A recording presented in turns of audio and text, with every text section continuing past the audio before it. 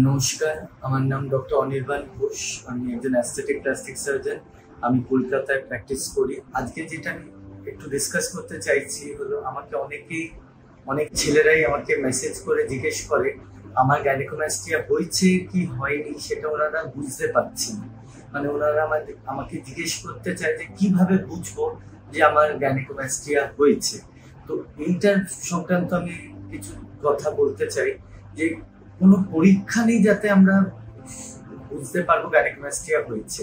একটা বুকের একটা আল্ট্রাসাউন্ড করে বলতে পারি আমরা গ্ল্যান্ডে বৃদ্ধি হয়েছে কি হয়নি, কিন্তু মূলত মেইন যেই ভাবে আমরা গ্যানিকোমাস্টিয়া হয়েছে কি হয়নি বুঝে থাকি হলো সেটা ডাক্তারের কাছে এসে ডাক্তার জিনিসটাকে দেখে বোঝে যে গ্ল্যান্ডটা বেড়েছে কি বাড়েনি, ফ্যাট বেড়েছে কি বাড়েনি।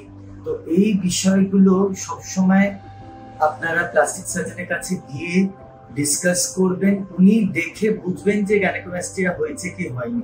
আর যদিও হয়ে থাকে তাহলে সেটা গ্রেড কি, গ্রেড 1, গ্রেড 2, গ্রেড 3, গ্রেড 4, সেটা সবই প্লাস্টিক সার্জন দেখে বুঝতে পারবেন। তো এই সংক্রান্ত যদি কোনো আপনাদের ডাউট থাকে যে আমার গ্যানিকোমাস্টিয়া হলো কি হলো না, আমার এই জায়গাটা একটু ফোলা ফোলা লাগছে, তাহলে সেই সময় আপনি কিন্তু ডাক্তারের সংস্পর্শে আসবেন, প্লাস্টিক সার্জন দেখবেন, দেখে উনি ঠিক নির্ণয় করতে পারবেন যে এটা গ্যানিকোমাস্টিয়া হয়েছে কি হয়নি।